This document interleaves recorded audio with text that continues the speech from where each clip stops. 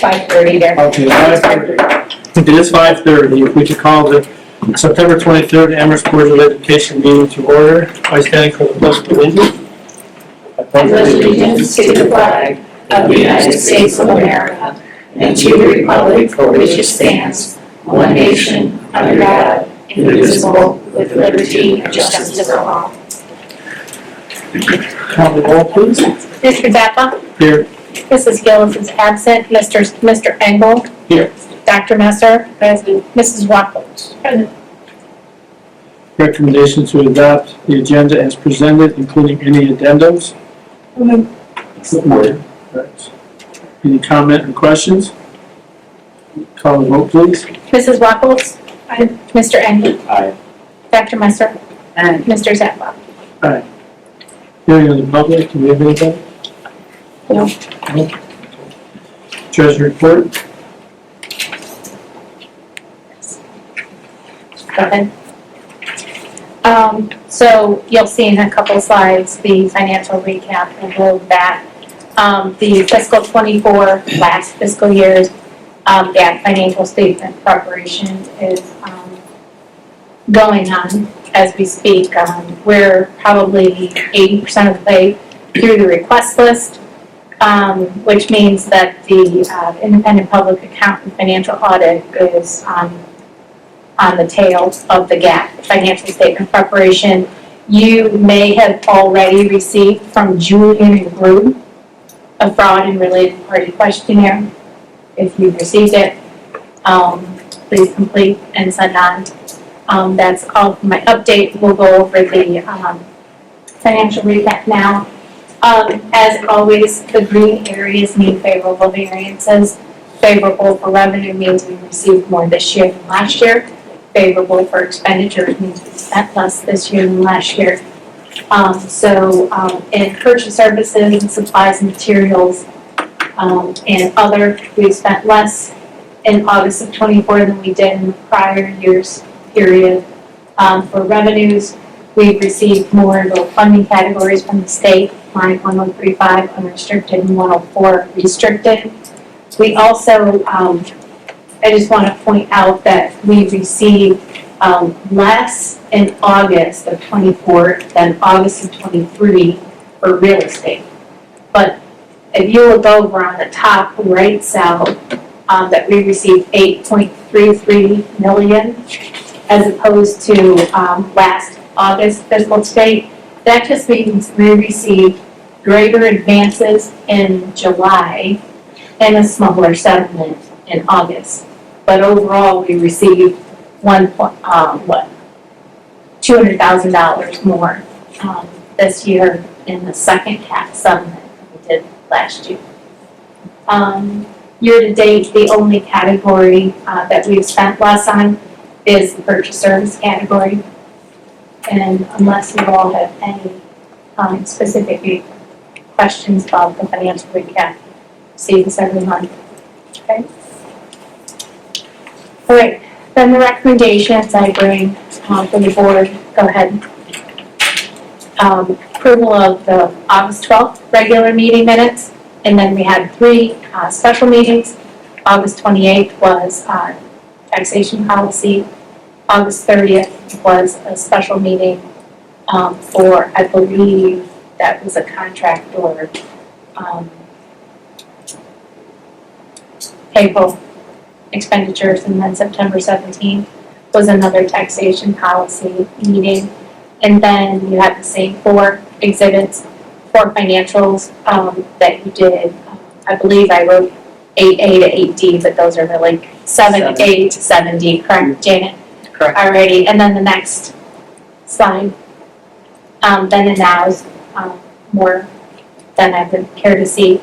Just recall, anything over $3,000, I don't have the latitude to approve. The board has to approve those.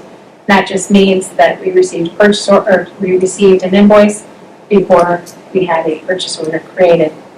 Permanent appropriations, then Exhibit 8F. The handout that I gave you that looks like this. This is the permanent appropriation, and so the board can see and compare it to temporaries. You see the temporaries right to the left of it, temporaries were approved at the last regular meeting in June. For this fiscal year, you'll see what was increased was general fund. I increased it by $1 million. There's no budgetary cushion for the general fund. And then I moved on the next page, the bottom of the first page and the top of the second page. You'll see I created Fund 11 for $7,000, and I'm eliminating Fund 14 for $7,000. That is the fund that's going to transact any business for Common Corner out in the lobby. Okay? I had to get approval from the Auditor of State's office, and after talking back and forth, they thought it was more an 11 fund than it was a 14 fund.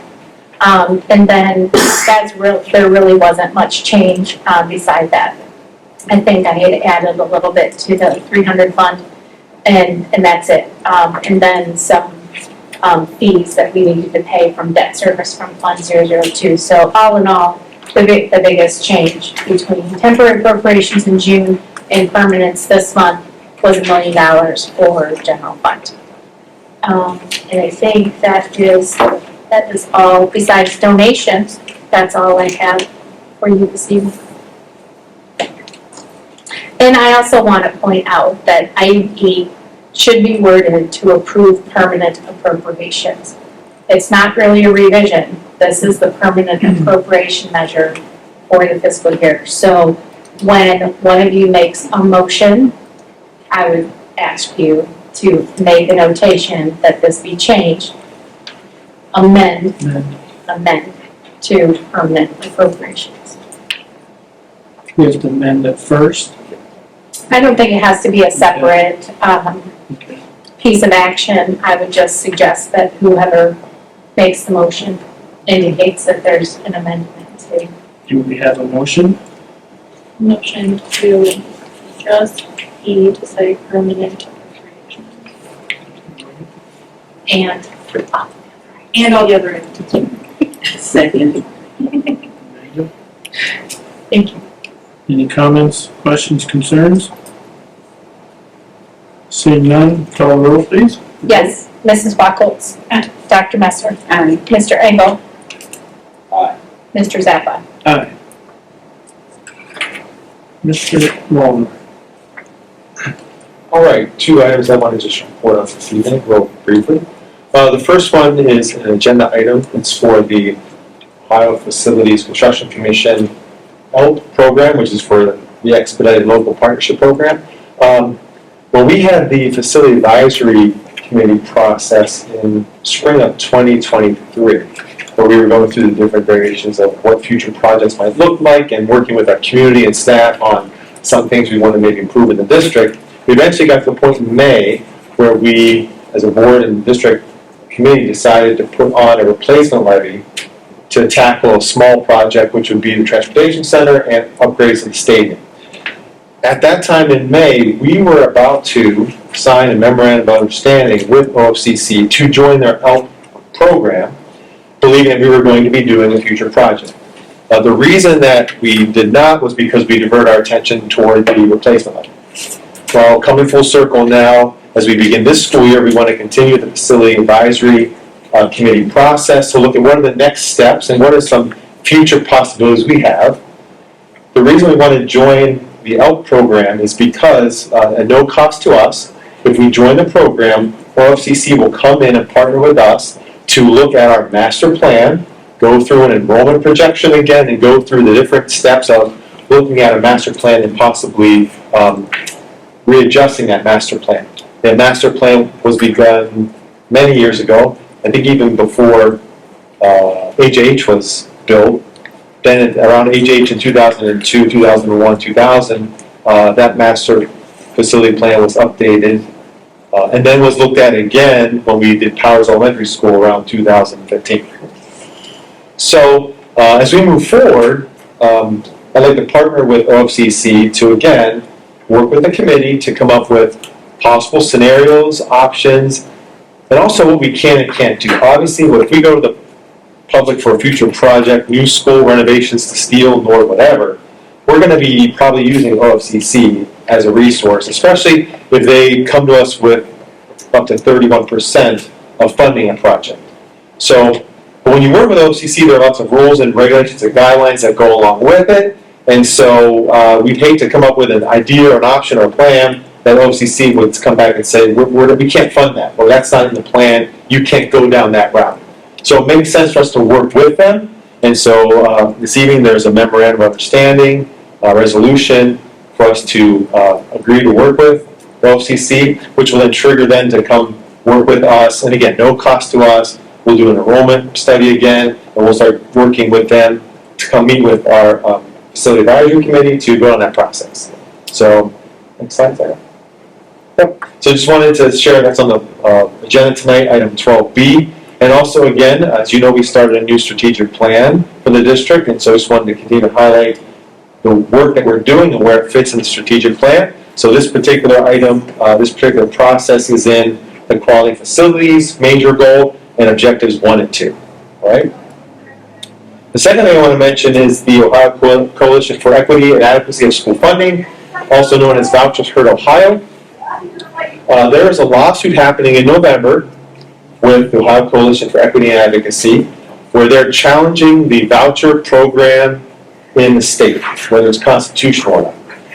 All the boards across the state have been asked to take a look at this and possibly join their coalition. I'll get to the details of that in a moment. And again, I won't read this, but you can read it on their own. But basically, when the vouchers first came into being in Ohio, thank you, Jim. The goal, or the stated goal at the time, was to allow opportunities for students in low-income areas, minority students who were under failing schools, to possibly have money toward leaving those failing schools and move out to a more successful school or a private charter school. Since then, the caps on income and other things have changed over time to where now today you could be 450% over the poverty line, which would mean you could be a family of 4 and you could be making $135,000 a year for your family, and you could still apply for vouchers and get money. And so things have shifted from trying to help maybe disadvantaged students to now almost anyone can apply for vouchers. And that has exploded over time to where originally, I think in there was about $42 million a year was set aside for vouchers. It's almost close to $1 billion that would be given, which again, vouchers and public education get money from the same line items from the state.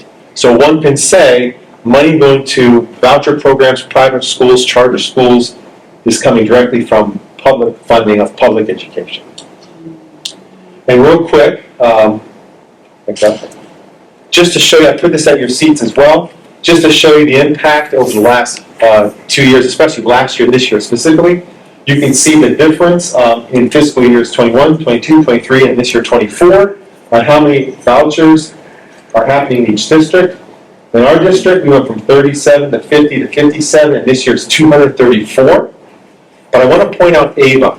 The reason I point out Avon is because Avon is the largest increase in the state of Ohio.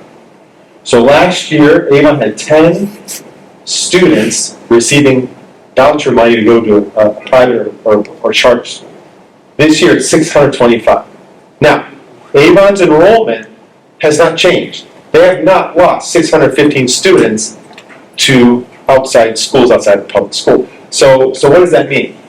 That means that because of the changes in the voucher program itself, there are at least 625 students who have not been attending Avon schools, but have been going to private or public or private or parochial schools. But now they can apply for the voucher program. So they've never been at Avon. They've always been a private or a charter school. But now they just are receiving money in their pockets to do that. So what you see is a community like Avon where, I don't think Avon is a large minority population. They're certainly not disadvantaged. They're certainly not a failing school district. They're one of the top school districts in our area. But all of these students are receiving money from the state to attend the private and charter schools that they've already been attending for years. They're just getting money in their pocket. So there's been no change for the family except now they're being paid. So what it kind of implies is there are a lot of families, wealthy families, a lot of families that don't need assistance, that have already been going to private and charter schools that are just now receiving money in their pocket to do that. Is that what flagged this? I mean, there were 600 last year, but now because of the way they're tracking the vouchers is what we're seeing here today? Right, we know how many students are not enrolling in our school district because of homeless forms they have to fill out. And there are some vouchers that we know because they applied for the vouchers and earned the vouchers. But if there are families that have not earned the voucher before or don't have any kind of other assistance, it's hard to track. We don't really know how many students are not attending our schools that could be. But now we see that at least for Amherst, at least 234 students are not attending our schools and are going to private or. And this initiative really doesn't seem that it's helping the families as much as it is a lucrative movement from the state for the parochials and the privates. That's Correct. But is the money, Yeah. Private school. Yeah. is the money going to the schools or going into the parents? I don't know if you can answer that question. I don't believe it's because- paid to the parent. I believe it's You paid to said the they school. put money in their Yeah, pocket. I believe it's paid direct, so online, the parent can fill the forms in, come and apply for it. And then, K through 8, you get to $6,165 to go to Like a scholarship. It's a scholarship. In grades 9 through 12, it's $8,407. So I would imagine that parents pay the tuition, and at some point along the year, after all the forms get filled out, then they're probably reimbursed this amount by the state. And even if your family makes over $135,000, for example, family,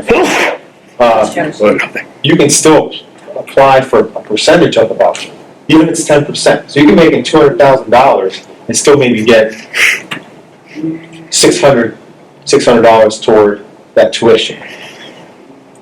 And there's nothing stopping the parochial schools or charter schools from raising tuition. So if you have 600 families going out and they're paying the full bill out of pocket, and now all of a sudden you're hearing as a charter or private school that the parent's going to be receiving $2,000, $3,000, $4,000, $5,000, $6,000. I mean, if you're a wise person, what would you do for a business sense? Would you not raise tuition? It may not be the full $6,000, but you raise tuition $3,000, you're going to capture, the school's going to capture $3,000 of that. Parents will keep $3,000 in pocket.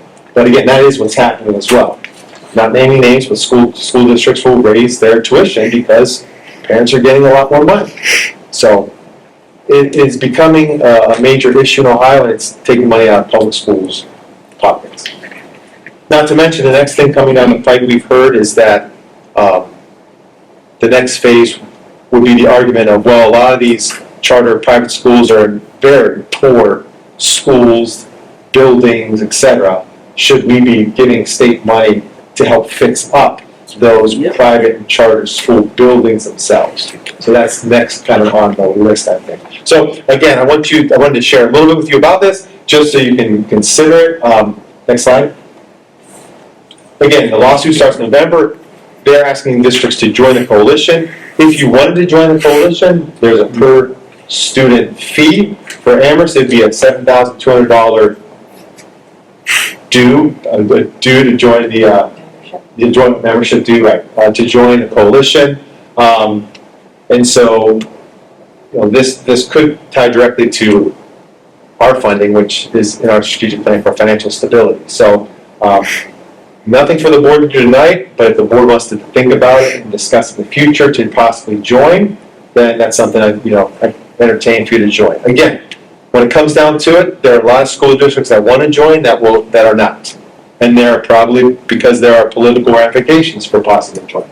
So that's a consideration that many boards would have to take of what that means if you join your name to a list, kind of fighting vouchers in Ohio. So Do you think that it would be possible, knowing that our number went to 270 or whatever it was on there, do you think that it would be feasible to do a study to see how many of those are really in need and how many of those are really attending a private institution? Because I think that we will be shocked that there's this probably, in ratio proportion to Avon or Avon Lake, that ours that are attending private schools will also be higher than we think it is.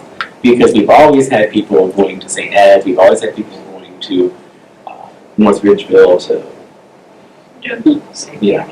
So I think that would help us to put value to that 202 number, because we never knew that before. We knew they didn't attend, but we didn't know where they were going. We may not know where they're going, but we'll know they didn't qualify for the real reason that they initially did. I think that would be a number that I would like to see if we can extract that data. I'll look into seeing if we can get that information. Because you'll be able to tell just by, you'll be able to tell.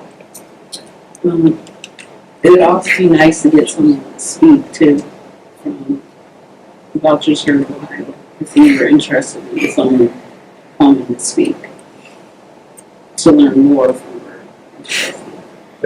Would you like I can reach out to the executive director to see if someone would, at some point, if he asks, come to speak to us, give them more detail, more information about the lawsuit, or some more information about the whole system. Just out of curiosity, you know what the state education budget is? I do not know offhand. I would just like to see of this 1 billion. How much is in the entire that, budget? right. I'm sure we can look that up. Another budget coming up. Yeah, we're in the second year right now, so They're about to do a new budget. discussions will be heating up. Suzanne? That concludes our report, yes. Thank you, Lee. Thank you. Any administrative committee reports?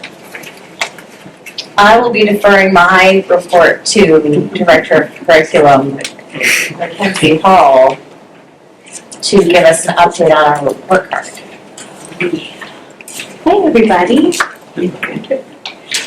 So I put at your seats,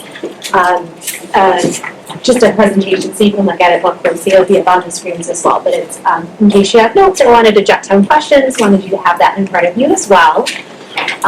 So we're going to talk about our Ohio School Report Cards for 2023-24 school year. Those were released last Friday, the 13th. It was a great day to release them. I didn't even realize they waited till Friday the 13th. We are ready to rock and roll if we want to advance. Okay, so we're going to start with our overall rating, and we'll go into each of the components. I emailed you the report card overview that the State of Ohio, or ODEW, releases each year that kind of describes each of the components that goes into report cards. So our overall rating is the same as it was last year, a 4.5 stars out of 5, and each of our school ratings is listed below. We'll get into a little more details for each of the schools on near the end of the presentation today. But those are our school ratings. So for reference, and again, as a district, we were 4.5 stars last year and this year as well.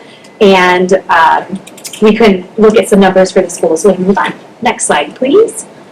So these are the 5 components of our report card. If you look at the little graphic in the upper right-hand corner, there are 6 bubbles. I'll explain why there are 6 in a second here. 5 of those 6 we are given a rating on. The 6th one is new. They anticipate maybe next year there'll be a rating in that 6th component, so I'll share some information about that with you as well. Next slide. So we're going to start with achievement, and the achievement component looks at how students are performing in each of the achievement categories on the state test from their different proficiency levels. So we go all the way from limited up to advanced plus. And when we look at the side, what you'll notice is that light blue section at the top of the last 2 years, 23 and 24, just popped up for us. That's the Advanced Plus column, which means we are stretching our kiddos into the higher performance levels on state tests.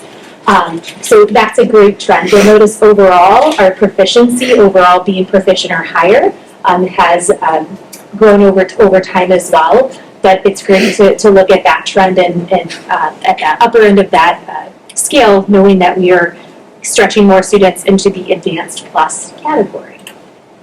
Our overall achievement was 4. Our overall star was 4 last year as well, so we didn't have any changes in that achievement component.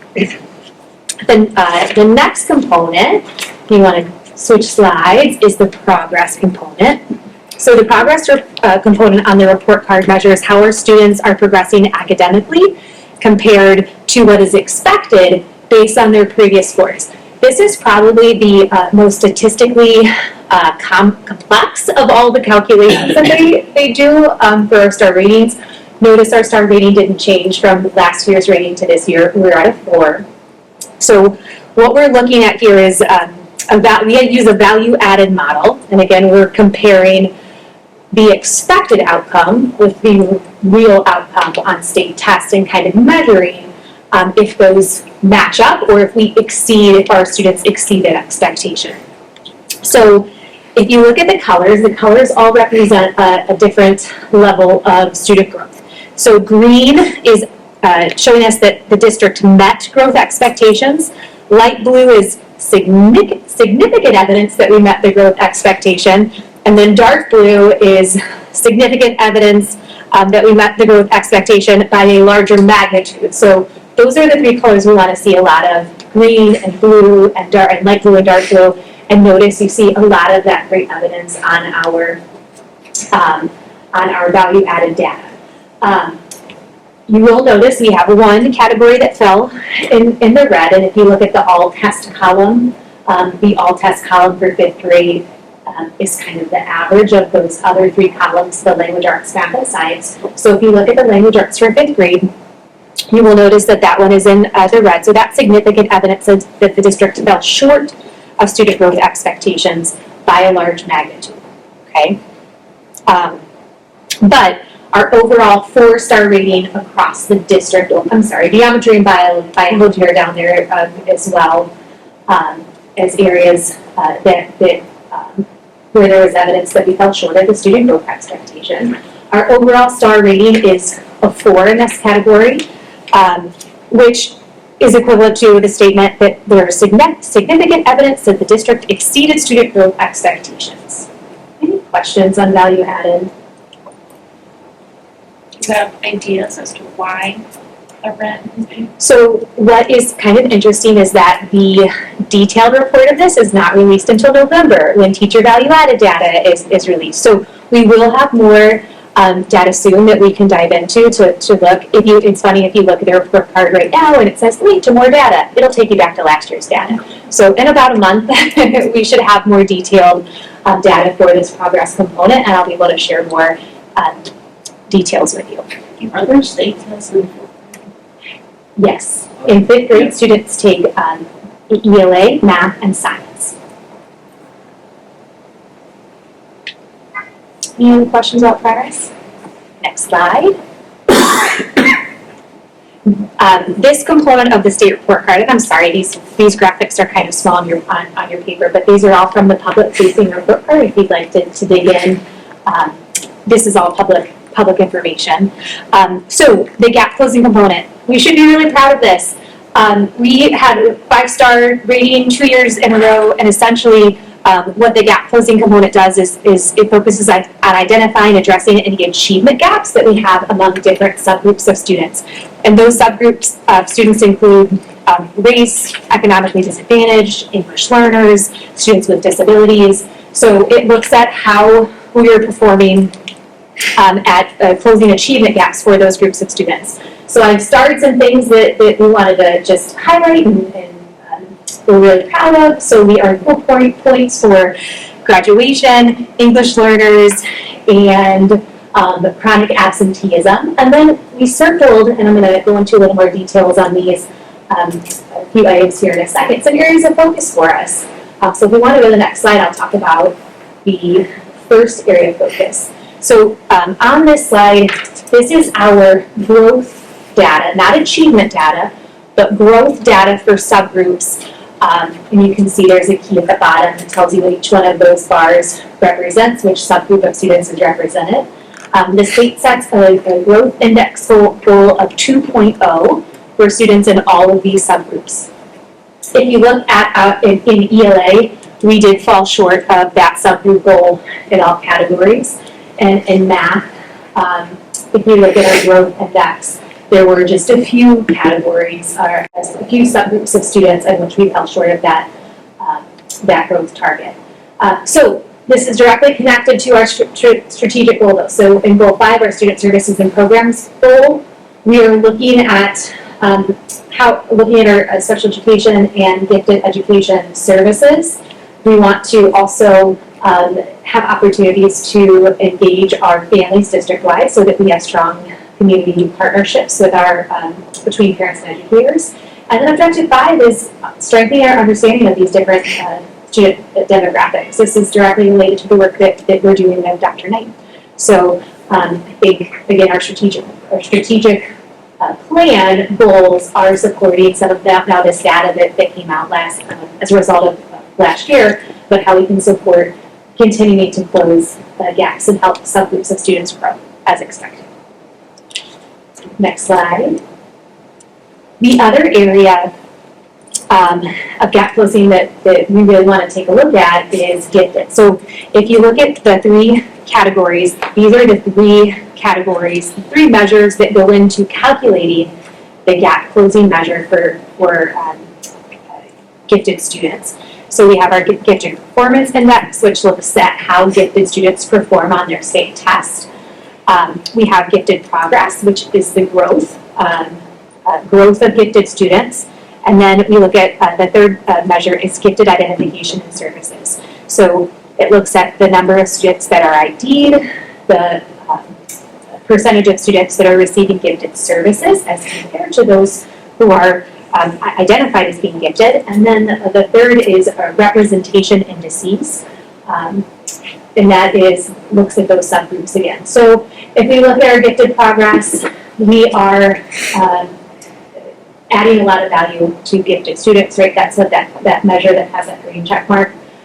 Some things that we want to take a look at in more detail is that gifted performance index and our identification and service of gifted students to make sure that we are identifying and serving students appropriately and then stretching our students into those upper levels of achievement when they are identified. So, any questions about? So that's the ELA. I don't believe our district has many, English as second language learners. So how does that fit in with our local ESCs? I know we don't have many, so the ESC has to step in and help a lot with that. We have an EL teacher that is from ESC who works in our district 3 days per week. Her name is Smila Cesare. And our population of English learners is growing. They've doubled over the course of last year. We went from 21 in the 21-22 school year. Last year, I think we ended with 44 students who were English learners by the end of the year. So it has doubled. And if you look at, can we go back one slide? If we look at our English learner population on here, the color that represents them on the bar graph. It's blue, right? I don't know. Or is that green? It's green. So we do, so if we look at English learners as a whole, we actually met the gap closing component for English learners. Definitely something to celebrate. We are closing those gaps pretty significantly. I actually don't think they're represented. They're not represented as that. So, yeah, for growth. But that is another component of gap closing. If you look at that data in the state report card, we received all of the points for supporting our English learners.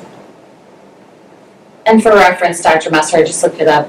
In 21-22, we had 22, and like Mackenzie said, at the end of last year, we were at 47.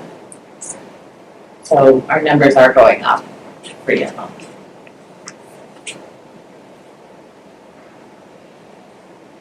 gap closing has the most measures of all of the components. We're gonna get to graduation, which is really easy, right? It's, did students graduate in 4 or 5 years, right? This component of the report card has the most included data, for sure. Next slide. One more slide. Okay, so this is an area where we did see a drop in our star rating, and so we wanted to address that directly to kind of explain why that happened. So this component, the early literacy component of the state report card, is made up of 3 different measures. It's the 3rd grade ELA proficiency rate, so that's the percentage of students who scored 50 is the 50 or higher on the reading part of the ELA test for 3rd grade. The second component of that is it's called improving K-grade literacy, and that's the number of students that over 1 year move from being off track to on track. And the third measure is the percentage of 3rd graders who we promote to 4th grade at the end of their 3rd grade year based on the requirements of 4th grade reading literacy. There's only one part of this that made our star rating dip, and that is our grade 3 ELA proficiency rate, but from the 2022-23 school year to the 23-24 school year. You'll notice that we dropped our proficiency rate from 82.1% down to 73.3%. If we look, we see that similar trend in math. It could be a cohort of students. You'll notice from 2020 up to 2023, right, we saw this nice positive trend in the percentage of students who were passing the test, and we saw this a dip last year. We saw the same trend in math. So sometimes when we see this pattern, it's a particular cohort of students that could explain this. You'll also notice if you look at the component rating scale up at the top, the difference between a 4-star rating and a 3-star from our 3-star rating is 0.8%. Okay, so we very, very nearly missed the threshold that would have been needed to earn that 4-star rating. So it's not a significant, grade 3 proficiency rate is significant, right? And I'm going to explain some things that we're doing in a second to address that for sure. But the star rating change is not a significant decrease in the component rating percentage. Dr. Messer, you have a question about that? What numbers are you talking about? You're not talking about 1782, are you? Nope, I'm talking about the overall. There's 3 things that go into this component rating. And if we look at this component rating of 77.2 and you check out that star rating scale, you'll notice to earn 4 stars, we needed a 78%. And we were at 77.2. Okay. And the previous year, we were at 79.9%. So the difference here is, this is a big difference. The overall. Be generous with that part. Let me tell you what we're doing to address that. Maybe. How about that? Okay. I've got one more slide for you that we're actually really proud of. And this is something that I shared last year as well, if you want to advance one slide.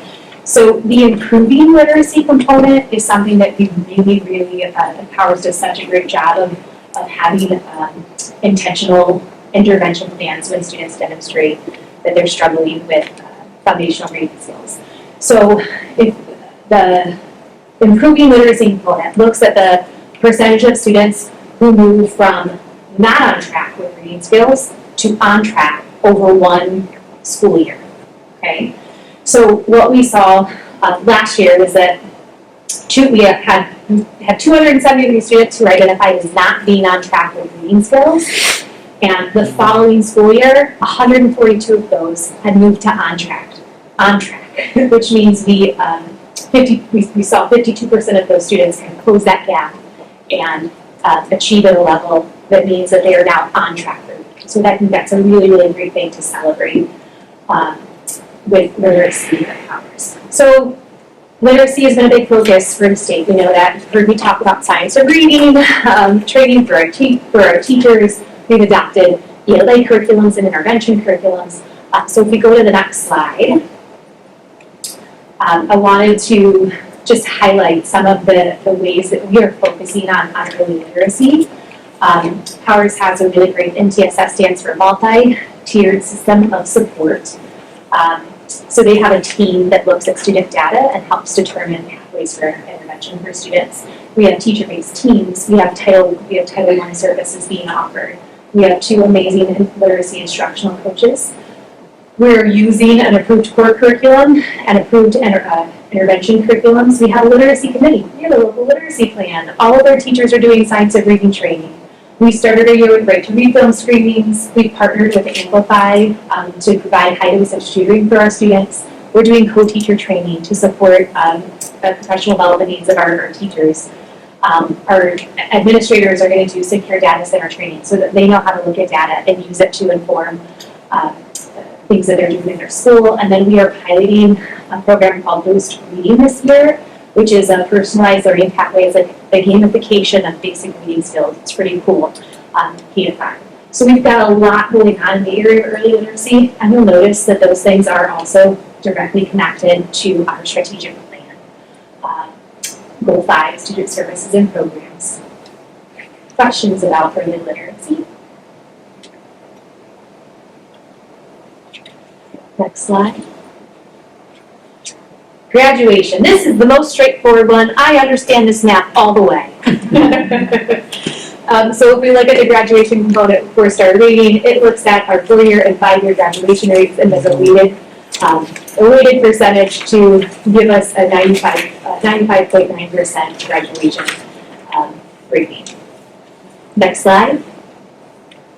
So this is the new category on state report cards that's not yet rated. It's called the college, I don't know why they couldn't make it a little shorter, but college, career, workforce, and military readiness, CCWMR is how they're abbreviating that.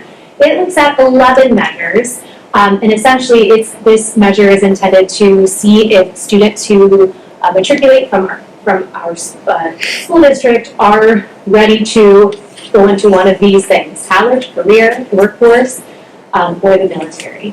If you go to the next slide, this is our current score. It doesn't translate to any star values. Currently, they don't know how it will be measured. They don't even know if it's going to be on next year's state report card, but it could be. So I wanted to make sure that we included the data that we have. And if you go to the next slide, we have so many amazing things going on, specifically here at the high school that is supporting college, career, workforce, and military readiness. So we are really just got a grant. We got our grant to expand our CTE programming and automation and robotics.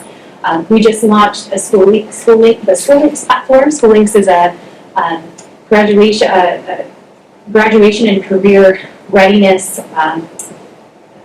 platform that the high school is using. It's really, really cool.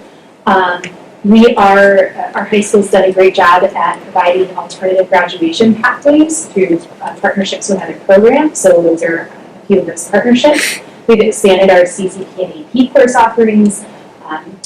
Steel is just launched an NBCC program this year. And to piggyback off our early literacy work, we also added a linguistics course for high school students who may still be struggling to read, right? So we have really done a lot. This was all last year, right? Like these are all things that are kind of new, and they are, again, directly related to this component of the report card, but also to Objective 3 of Goal 5 in our strategic plan. Next slide. And this is our school breakdown. So notice that not all of the schools have ratings in every area, but these are the measures that go into the overall ratings for each of our schools. Next slide. So what are our next steps? We wanted to make sure that this is data that we're going to use. So at a future board meeting, we'd like to do some school level reports for you so that you can understand how each of the schools is working to support our strategic plan. and using this data to identify areas for improvement. Our DLT is going to analyze this data. In fact, we have a DLT meeting tomorrow. We're going to dive into our strategic plan, and eventually our DLT will get a version of this presentation from me as well. It's directly connected to measuring our progress of the strategic plan, so we'll continue to revisit that. And then on our November 5th District PD Day, we will have a time for our teacher teams to do data review and planning, to actually use the data to drive instruction and intervention and do some planning to meet the needs of students. What questions do you guys have? Did I miss anything? Do you guys want to end anything? You did great. That's it. Thank you, Ken. Thank you. What do you want me to do? Report from the JVS. Well, let's just continue with the state report card, okay? The state report card for the JVS has also been released, and they are at 4.5.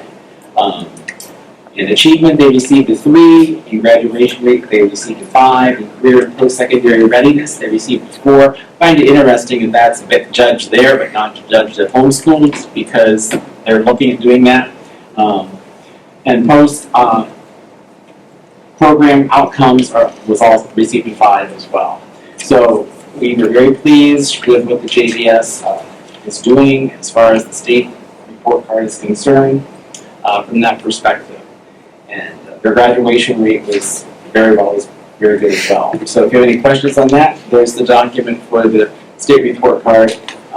We were a little distraught that the news media did not include the JVS on the report card that was published, because it does encompass all the 13 of the school district that was on there. There was only one that it doesn't encompass. So we felt a little bit slighted from the news media in regards to that. I'd also share with you that the total enrollment at the JVS as of last Thursday was 1,281 students. And I'm happy to report that the Amherst enrollment is 171. It's one of the largest enrollments that I've seen in the tenure that I've been at the JVS. We are the 3rd largest. We've never been up there from that caliber. And I find that it's really interesting that we have 68 seniors up there, which is a big number for us. We have 53 11th graders, we have 34 10th graders, and we have 16 9th graders. Okay? Of course, the largest enrollment comes from Elyria, and ironically, the 2nd largest enrollment is North Ridgeville.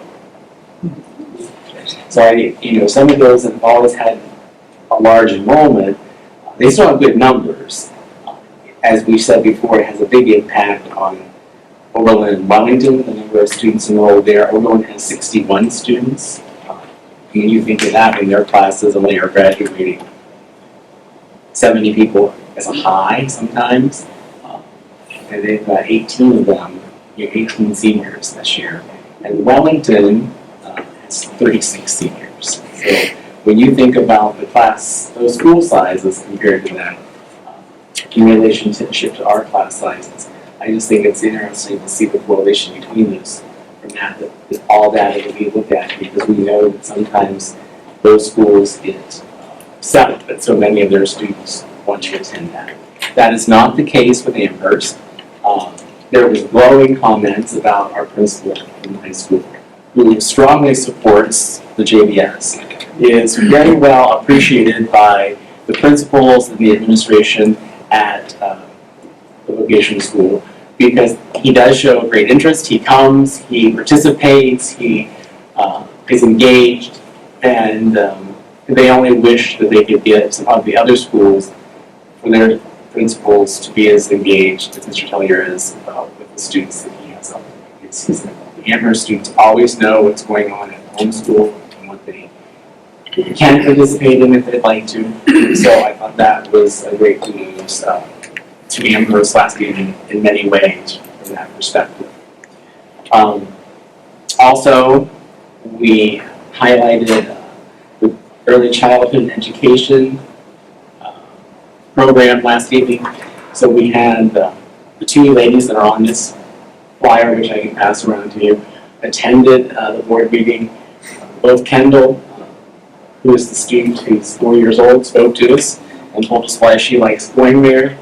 And this is the senior who told us the value that she has gotten out of being in that program of study for the last 2 years.